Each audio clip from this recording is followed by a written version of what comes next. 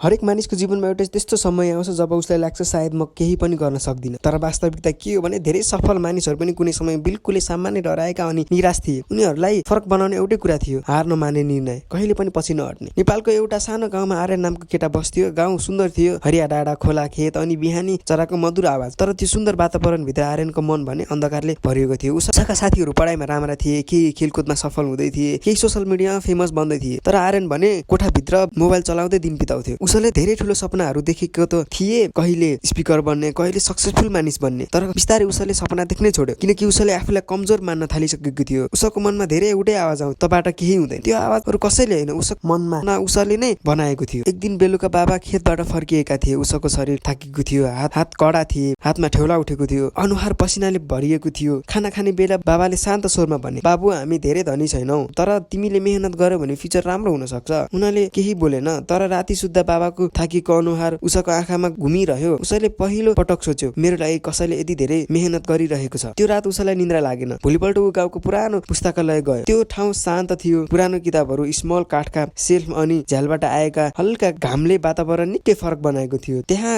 एउटा किताब उसको हात पर्यो, जीवन काँडाकी फुल। उसले किताब पढ्न थाले। त्यो किताबमा सङ्घर्ष थियो, साहस थियो, शरीरले साथ नदिँदा पनि हार नमान्नेको इच्छा शक्ति थियो। आर्यन स्तब्ध बन्यो। उसले सोच्यो, यदि कठिन जीवन भएर पनि कसैले यति ठुलो सफलता पाउन सक्छ भने म किन सक्दिनँ। त्यसपछि उसले कर्णाली ब्लुज पढ्यो। त्यो किताबले उसलाई परिवारको माया, बुवा आमाको सेक्रिफाइस अनि जीवनको वास्तविकता बुझायो। उसको आँखामा आँसु आयो, किनकि उसले आफ्ना आमा बुबाको दुःख पहिलो पटक महसुस गरेको थियो। अर्को बिहानी आर्यनले 5 बजे अलार्म लगायो। अलार्म बज्यो, उसले बन्द गर्यो, फेरि सुत्यो। दोस्रो दिन पनि त्यस्तै गर्यो। तर तेस्रो दिन उसले आफूलाई जबरजस्ती उठायो। बाहिर चिसो हावा चलिरहेको थियो, आकाश बिस्तारै उज्यालो हुँदै थियो। त्यो बिहान एउटा नोटबुक खोल्यो, लेख्यो, म मेरो जीवन बदल्ने छु। त्यसपछि एउटा रुटिन बनायो, बिहान चाँडै उठ्ने, एक्सर्साइज गर्ने, सोसल मिडिया कम चलाउने, दिनमा 1 घण्टा पढ्ने, नयाँ स्किल सिक्ने, हरेक दिन आफ्नो गोल लेख्ने। सुरुमा धेरै गाह्रो भयो, साथीहरूले जिस्काए, ओहो ठुलो सक्सेसफुल बन्ने भएछ। तर एकपटक आर्यन चुप रह्यो, किनकि उसलाई थाहा भइसकेको थियो सपना देख्ने मानिससँग सुरुमा सबै हाँस्छन्। केही महिनापछि स्कुलमा एउटा कम्पिटिसन भयो। आर्यनले धेरै मेहनत गर्यो, ऊ कन्फिडेन्ट थियो, तर रिजल्ट आयो, ऊ फेल भयो। उसको मुटु भाँचियो। उसलाई लाग्न थाल्यो, म फेरि पुरानै कमजोर मानिस हुँ। त्यो रात ऊ आफ्नो कोठामा एक्लै बस्यो। तर अचानक उसको नजर एउटा नोटबुकमा लेखिएको लाइनमा पर्यो, हार भनेको अन्त्य होइन, सिक्ने मौका हो। उसले लामो सास फेर्यो र फेरि उठ्ने निर्णय गर्यो। यसपटक ऊ अझ डिसिप्लिन बन्यो। समय बिस्तारै बदलिँदै गयो। जब ऊ बिहान उठ्थ्यो, मेहनत गर्थ्यो, पढ्थ्यो, आफ्नो हेल्थ केयर गर्थ्यो, सबैभन्दा ठुलो कुरा, अब ऊ आफूलाई कमजोर भन्न छाडिसकेको थियो। 1 वर्षपछि स्कुलमा एउटा कार्यक्रम भयो। टिचरले स्टेजमा आएर भनिन्, यस वर्ष सबैभन्दा धेरै परिवर्तन भएको स्टुडेन्ट आर्यन। पुरै हल तालीले गुन्जियो। आर्यन स्टेजमा गयो। उसको आँखामा आँसु थिए,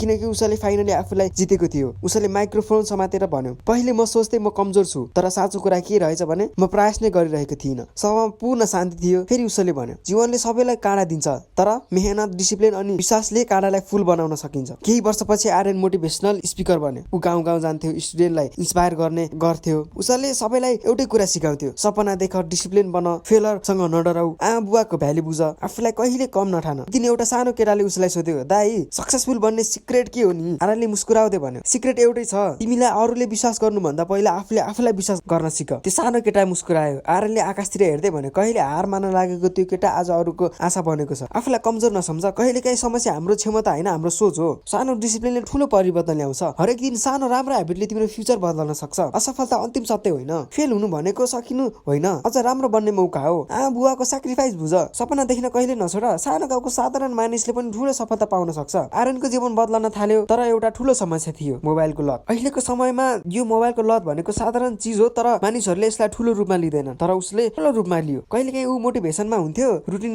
बनाउँथ्यो, गोल लेख्थ्यो, तर राति टिकटक, युट्युब अनि गेम खेल्दा बस्दा उसले आफ्नो समय धेरै गुमाइसकेको हुन्छ। एक दिन उसले स्क्रिन टाइम हेर्यो, 10 घण्टा। ऊ छक्क पर्यो। उसले आफूलाई सोध्यो, यदि म यति समय आफ्नो ड्रिममा लगाएको भए आज म कहाँ पुगिसक्थेँ होला। त्यो दिनदेखि एउटा रुल बनायो उसले, बिहान उठेपछि 1 घण्टा मोबाइल नचलाउने, पढ्दा नोटिफिकेसन बन्द वा मोबाइल नै अफ गरेर पढ्ने, सोशल मिडिया लिमिट चलाउने, थोरै मात्रामा सोशल मिडिया चलाउने, राति सुत्नुभन्दा अगाडि पनि एउटा बुक पढ्ने। सुरुमा धेरै गाह्रो भयो उसलाई, तर बिस्तारै फोकस बढ्न थाल्यो। उसले महसुस गर्यो, धेरै मानिसको सपना ट्यालेन्ट होइन, डिस्ट्र्याक्सनले मर्छ। आर्यनको केही साथीहरू धेरै अरूलाई मजाक गर्थे। ऊ भन्थे, लाइफ इन्जोय गर्नुपर्छ, धेरै मेहनत गरेर के नि हुन्छ। पहिले आर्यनले पनि त्यस्तै सोच्थ्यो, उनीहरूसँग समय बिताउँथ्यो। तर बिस्तारै उसले बुझ्न थाल्यो, जसको सोच सानो हुन्छ उसले अरूको सपना पनि सानो देख्छ या अरूको सपना पनि सानो बनाउन खोज्छ। उसले आफ्नो सर्कल चेन्ज गर्न थाल्यो। ऊ अब त्यस्ता मानिसहरूसँग बस्न थाल्यो जसले सपना देख्छ, जसले मेहनत गर्छ, जसले पोजिटिभ कुरा मात्र गर्छ, जसले फ्युचर बारेमा मात्र सोच्छ। त्यसपछि उसको सोच नै बदलियो, किनकि मानिस आफ्नो इन्भाइरोमेन्ट जस्तै बन्दै जान्छ। एक दिन एउटा स्टुडेन्टले आर्यनलाई सोध्यो, ताई मोटिभेसन कसरी राख्ने? आर्यन मुस्कुरायो। उसले भन्यो, मोटिभेसन त टेम्पोररी हो, तर डिसिप्लिन पर्मानेन्टली हुन्छ, पर्मानेन्ट हुन्छ।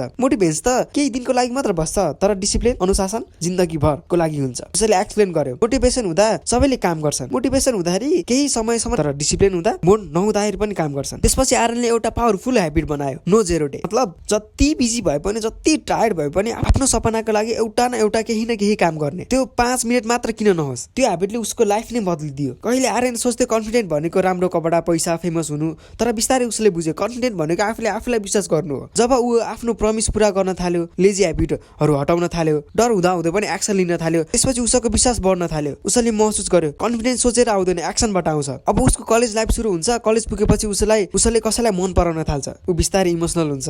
उसलाई लाग्थ्यो अब लाइफ पर्फेक्ट भयो, यतिको लाइफ भयो, मजाले चल्छ। तर केही समयपछि उसको रिलेसनसिप टुट्छ, ऊ फेरि भित्रभित्र कमजोर भयो। तर यसपटक उसले हार मानेन। उसले डायरीमा लेख्यो, कहिलेकाहीँ मानिसहरू हाम्रो लाइफमा सधैँ बस्न आउँदैनन्, केही लेसन सिकाउन आउँछन्। त्यो घटनापछि ऊ अझ म्याच्योर बन्यो। उसले आफ्नो energy self, environment, family, dream, हेल्थमा लगाउन थाल्यो। धेरै पछि आर्यन फाइनेन्सियल स्टेबल पनि बन्यो। उसको करियर राम्रो थियो, मानिसहरूले उसलाई रेस्पेक्ट गर्थे। तर एक दिन ऊ आफ्नो गाउँ फर्कियो। उसले आफ्ना बाबालाई मुस्कुराएको देख्यो। त्यो मोमेन्टमा उसले महसुस गर्यो साँचो सफलता भनेको बाबा आमालाई प्राउड गराउनु, राति शान्तले निदाउनु, आफूलाई रेस्पेक्ट गर्न सिक्नु, अरूको जीवनमा पोजिटिभ इम्प्याक्ट पार्नु हो। त्यो दिन उसले आकाशतिर हेर्दै बिस्तारै भन्यो, धन्यवाद जीवन, काँडाले नै मेरो जीवन फुल जस्तो बनायो। दैनिक जीवन बदल्नु पर्ने 20 पावरफुल रुल्सहरू। बिहान चाँडै उठ, आफ्नो गोल लेख, मोबाइल कम चलाऊ, नेगेटिभ मानिसहरूबाट टाढा बस, डेली एक्सर्साइज गर, किताब पढ्ने ह्याबिट बनाऊ, प्यारेन्ट्सलाई रेस्पेक्ट गर, फेलरसँग नडराऊ, पैसा बचत गर्न सिक, स्किल डेभलप गर, कम्पेयर गर्न छोड, डिसिप्लिन बन, हेल्थको केयर गर, टाइम वेस्ट नगर, एक्सन लिन सुरु गरिहाल, आफ्नो वर्क किप गर, छोटो खुसीभन्दा ठुलो फ्युचर रोज, डर भए पनि सुरु गर, कन्सल्टेन्सी नछोड, आफूलाई कहिले हार नदेऊ। यदि तिमी अहिले थाकिरहेको छौ, लाइफ डाइरेक्सन बिना जाँदैछ जस्तो लागिरहेको छ, यदि सबैले तिमीलाई कमजोर सम्झिरहेको छन् भने याद राख, अन्धकार सधैँ रहँदैन, बिहान एक दिन अवश्य उज्यालो आउँछ। तिमीभित्र पनि एउटा आर्यन लुकेको हुनसक्छ। उठ, सुरु गर र आफ्नो जीवनलाई बदल। अहिलेको लागि यति नै। अर्को भिडियोमा अवश्य भेट्नेछौँ। यदि भिडियो मन परेमा लाइक, कमेन्ट, सेयर र आफ्नो बेस्ट फ्रेन्डलाई सेयर गर्न कहिले पनि नबिर्सिनु होला। धन्यवाद।